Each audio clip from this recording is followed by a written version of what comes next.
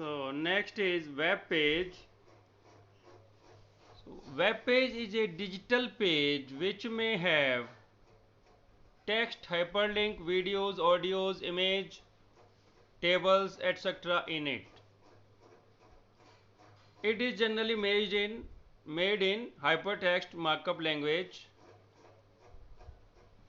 and is stored on web server. Each web page is identified by a unique web address that is called URL, Uniform Resource Locator.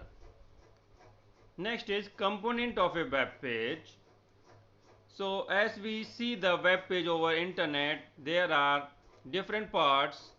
First is the title bar, which is its address of the current page. Menu or navigational links like that next, refresh or last page, and on that this area is called header area, which have the company and logo, relevant text and search box.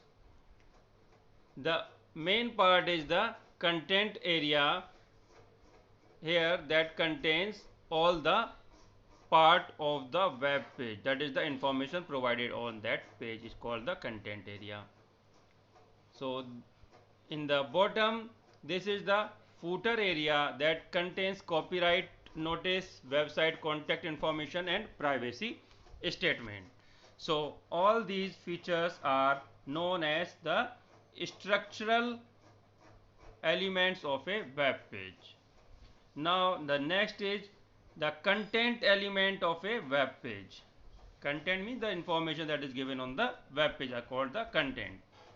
So there are three parts: hypertext, hyperlink and source code.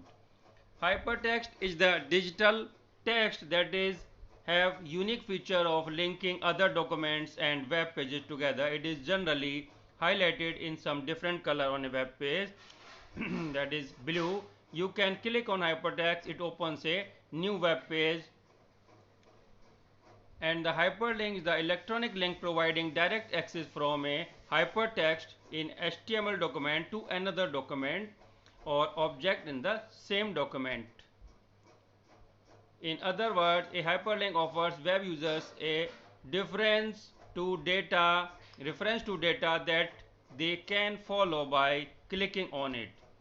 So it is the linking between two or more documents or the two places on the same document.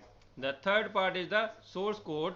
It contains the instructions about the layout and the structure of web page. It also defines the contents of web page. These instructions are used by the browser to display the page. So this is the basically HTML coding.